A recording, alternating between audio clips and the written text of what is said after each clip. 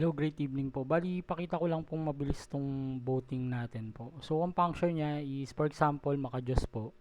Tapos, pili lang po ako ng candidate. And then, lagay ko po yung full name ko, NCST email, and student number po. Tapos, naglagay na rin ako ng upload file. Sample, lagay po tayo ng picture. Ito po. And then, send. So ngayon, papasok po itong application submission na to dun sa admin po natin. So pakita ko naman po sa admin.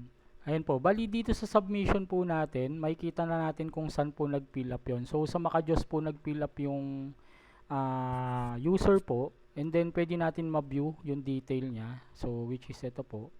Ito naman yung detail ng picture or yung student ID na sinend niya. For verification lang naman po yan kung sino yung pinili niya. So, mangyayari po niyan, for example po, paano natin malalaman kung ilan yung bumote? Export lang natin yung Excel. Tapos po, dito sa Excel, dito na po natin iso-sort out po yung vote.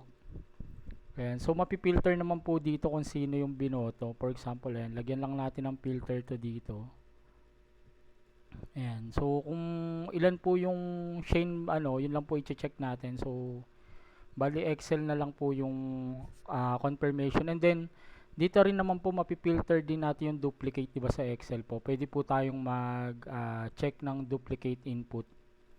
Ayan, so ganun lang po yung pinaka process niya po.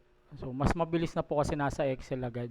So in case naman po pwedeng sa side na po namin, kami na lang po yung mag sort out po nung data po. For example, kung ilan yung vote kay Shane Burley.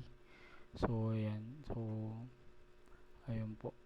So, kung okay na po sa inyo to, ipaproceed ko na po kay Sir Jeff po.